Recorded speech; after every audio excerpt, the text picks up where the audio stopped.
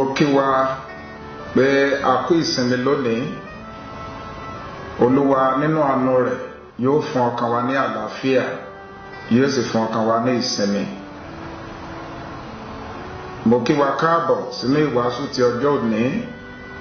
Èmi ni àlùfáà àti ọ̀mọ̀wé Bámidélé Ọlásùpọ̀ Oyègòkè, olùṣọ́ àgùntàn ìjọ Mushin Baptist Church Lagos.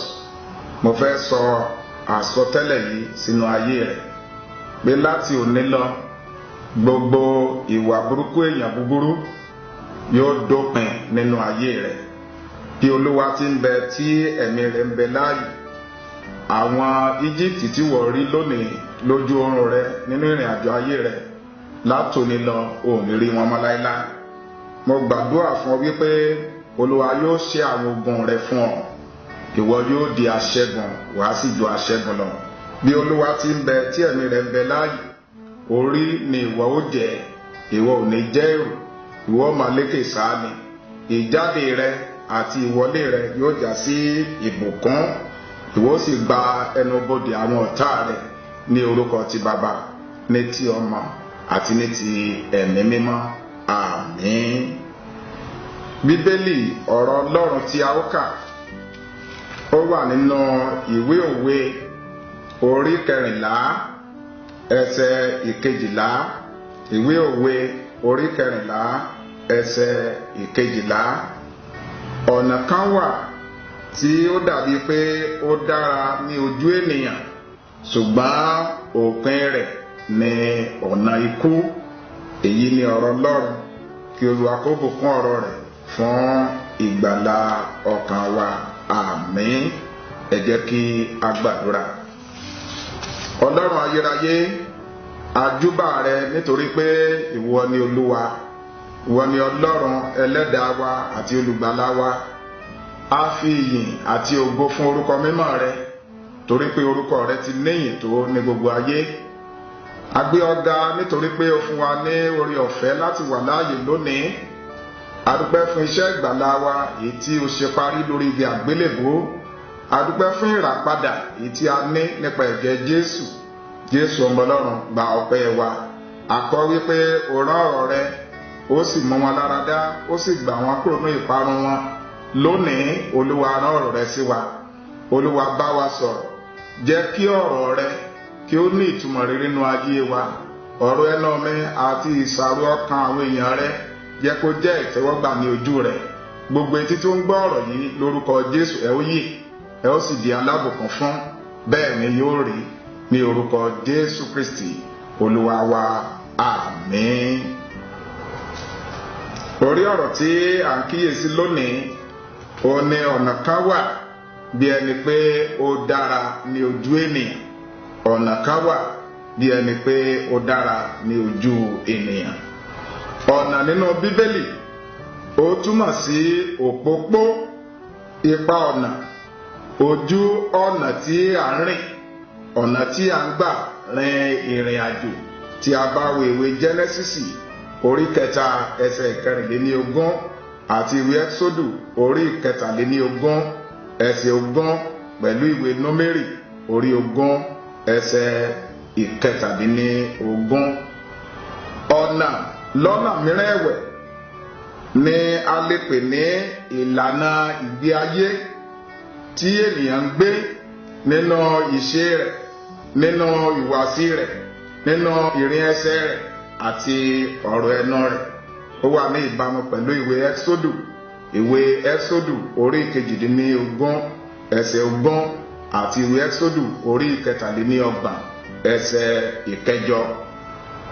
Àwọn olùkọ́ Bíbélì fi yé wa lẹ́kùnrẹ́rẹ́ pé ìwà wa àti ìṣe wa ó ní nǹkan ṣe pẹ̀lú ọ̀nà tí à ń gbà bá Ọlọ́run ṣe papọ̀.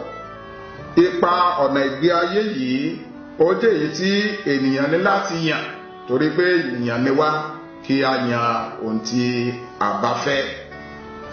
Nínú ọ̀rọ̀ Ọlọ́run, ọ̀nà méjì pàtàkì ló wà. Ọ̀nà àkọ́kọ́ ó ní ọ̀nà Ọlọ́run tí ó pè fún ìgbọ́ràn. Ọ̀nà Ọlọ́run tí ó pè fún ìgbọ́ràn.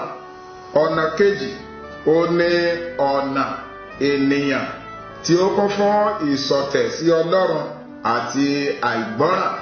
Ọ̀nà ènìyàn tó kún fún ìṣọ̀tẹ̀ sí Ọlọ́run àti àìgbọ́ràn. Ọ̀nà ìgbọ́ràn sí Ọlọ́run ó jẹ́ ọ̀nà sí ìyè, ọ̀nà sí ìyè àìnípẹ̀kun. Ọ̀nà ìgbọ́ràn sí Ọlọ́run ó jẹ́ ọ̀nà òtítọ́. Ọ̀nà ìgbọ́ràn sí Ọlọ́run ó jẹ́ ọ̀nà àlàáfíà. Ọ̀nà ìgbọ́ràn sí Ọlọ́run lẹ́nu ó jẹ́ ọ̀nà òdodo, ó jẹ́ ọ̀nà ìdájọ́ òdodo àti ọ̀nà ìgbàlà. Ké hallelujah. Ọ̀nà ènìyàn ó kún fún ìṣọ̀tẹ̀ sí Ọlọ́run àti àìgbọ́ràn, èyí tí àbáyọrísí rẹ̀ jẹ́ ìparun, ègbé àti ikú. Ètò, èròǹgbà àti ìlànà tí Ọlọ́run gbé kalẹ̀ fún ìran ènìyàn ó jẹ́ ọ̀nà rẹ̀, gẹ́gẹ́ bó ti wà ní ìwé Psalm orin 103 ẹsẹ̀ ìkeje àti ìwé Isaiah orí ìkẹrìndínlọ́gbọ̀n ẹsẹ̀ ìkẹjọ, pẹ̀lú ìwé Matthew orí ìkẹrìndínlọ́gbọ̀n ẹsẹ̀ ìkẹrìndínlógún àti ìwé Iṣẹ́ àwọn Àpọ́stélì orí kẹta ẹsẹ̀ ìkẹwàá. Jésù Kristi ní ọ̀nà tí ó tọ́ka sí ọ̀run. Jésù Kristi ó ní ọ̀nà sí ìyè. Jésù Kristi Olúwa ní ọ̀nà sí ọ̀dọ̀ Ọlọ́run. Wéèrè Jòhánù orí 14 ẹsẹ̀ 6 wípé, èmi ní ọ̀nà, òtítọ́ àti ìyè, kò sí ẹnikẹ́ni tí ó lè wá sí ọ̀dọ̀ Baba bí kò ṣe nípasẹ̀ mi. Nínú ọ̀rọ̀ ìwàásù yìí, a ó ṣe àgbéyẹ̀wò ìtumọ̀ ọ̀nà tí ó dàbí wípé ó dára ní ojú ènìyàn. Síwájú sí i, a ó wòye sí pàtàkì láti ṣe ìgbéléwọ̀n ìgbé ayé wa àti rírìn ní ọ̀nà ìgbọ́ràn sí Ọlọ́run tí ó lọ sí ìyè àìnípẹ̀kun. Ọ̀nà tí ó dàbí pé ó dára ní ojú ènìyàn ó jẹ́ ọ̀nà àbùjá, ọ̀nà àlùmọ̀kọ́rọ́yí, ọ̀nà ìrẹ́nijẹ, ọ̀nà ìwà ìkà, ọ̀nà láti ṣe ibi sí ẹlòmíràn. Ọ̀nà yìí a máa dàbí pé ó rọrùn, tí kò ní fún ènìyàn ní làálàá kankan láti rìn. Ọ̀nà yìí kò mú wàhálà kankan dání. Ó jẹ́ ọ̀nà tí ó dán tí ó sì dára lójú wa. Ọ̀nà yìí ó jẹ́ ọ̀nà tí ó yá tí ènìyàn lè rìn láì wo ìdẹ̀kùn tàbí ìdánwò èyí tí ó rọ̀ mọ́. Ọ̀nà tí a ò lérò àtúbọ̀tán rẹ̀ pé báwo ni ó ti rí. Ọ̀nà yìí jẹ́ ọ̀nà tó ń dán. Àwọn Yorùbá náà ní ohun gbogbo tó ń dán kọ́ ni wúrà. Ọ̀nà ìgbé ayé tí a lè lo òmìnira wa bó bá ti wù wá, bí a bá ti fẹ́. Ọ̀nà tí mo lè gbàgbé ìgbésí ayé mi, tí mo lè sọ pé kò sí ẹni tí ó mú mi, ó ní a lè pè ní ọ̀nà tó dára lójú ènìyàn, ṣùgbọ́n òpin rẹ̀ ikú ni. Ọ̀jọ̀gbọ́n kan tí a pè ní Socrates, ó sọ wípé ìgbé ayé tí èèyàn kò bá lè gbé lé orí òṣùwọ̀n, kò yẹ kí èèyàn gbé ìgbésí ayé bẹ́ẹ̀. Mo rọ̀ ìwọ olùgbọ́ ọ̀rọ̀ mi lónìí láti ṣe àkíyèsí ọ̀nà rẹ̀, láti kíyèsí ayé rẹ̀, láti ṣe àkíyèsí ìgbé ayé rẹ̀, láti ṣe àkíyèsí ìbáṣepọ̀ rẹ̀ pẹ̀lú Ọlọ́run, láti ṣe àkíyèsí ìfara rẹ̀ jìn fún Ọlọ́run, láti ṣe àkíyèsí ìfẹ́ rẹ̀ sí Ọlọ́run, láti ṣe àkíyèsí ìfẹ́ rẹ̀ sí ilé Ọlọ́run. Ṣé ìgbé ayé rẹ̀ wà ní ìbámu pẹ̀lú ti Kristi? Ṣé ìgbé ayé rẹ̀ wà ní ìbámu pẹ̀lú ìfẹ́ ti Ọlọ́run? Ọ̀nà tí ó dára lójú ènìyàn láti máa rìn, láti máa gbé nínú rẹ̀, ó jẹ́ ọ̀nà tí ó lọ sí ibi ìparun àti ikú. Mò ń rọ̀ lónìí wípé ọ̀nà tí ó dára láti gbé, láti rìn nínú rẹ̀, ó ní ọ̀nà ìgbọ́ràn sí àṣẹ Ọlọ́run. Ó ní ọ̀nà òtítọ́ tó lọ sí ìyè àìnípẹ̀kun, ọ̀nà òdodo, ṣíṣe òdodo àti ọ̀nà ìwà mímọ́, èyí tí Ọlọ́run pè wá sí lónìí. ọ̀nà tí a sọ nípa rẹ̀ tó jẹ́ ọ̀nà ìyè, tó jẹ́ ọ̀nà ìgbọ́ràn, tó jẹ́ ọ̀nà ìwà mímọ́, tó jẹ́ ọ̀nà òtítọ́, ọ̀nà òdodo. Ó pè fún ìfaraẹnijìn, ó pè fún ìfọkànsìn sí Ọlọ́run, ó pè fún láti gbé àgbélébù wa kí a sì máa tọ̀ Jésù Kristi lẹ́yìn. Ó pè fún ìgbọràn sí àṣẹ ti Ọlọ́run ní gbogbo ọ̀nà àti òfin rẹ̀. Ó pè fún ìjọsìn wa pẹ̀lú Ọlọ́run. Ó pè fún ìgbé ayé jíjẹ́ olótìtọ́, ìwà pípé àti ìgbé ayé òdodo. Ké hallelujah. Ìwọ ará olùfẹ́ tó ń gbọ́ ọ̀rọ̀ yìí, mo fẹ́ bi ọ́ léèrè wípé ṣé ò ń gbé ìgbé ayé òtítọ́ ni àbí ò ń gbé ìgbé ayé asán? Ìwé Kọ́ríńtì kejì orí 13 ẹsẹ̀ 5 sọ fún wa wípé ẹ máa wádìí ara yín bí ẹ̀yin bá wà nínú ìgbàgbọ́. Ẹ máa dá ara yín wò, tàbí ẹ̀yin tìkára yín kò mọ̀ wípé ara ti Kristi ni ẹ̀yin ń ṣe, bí Kristi Olúwa bá ń gbé inú yín, àbí bí ẹ̀yin bá jẹ́ àwọn tí a tànù. Lórúkọ Jésù, ìwọ ò ní jẹ́ ẹni tí a tànù. A ní láti gbé ìgbé ayé wa ní ìbámu pẹ̀lú Bíbélì mímọ́, ọ̀rọ̀ Ọlọ́run.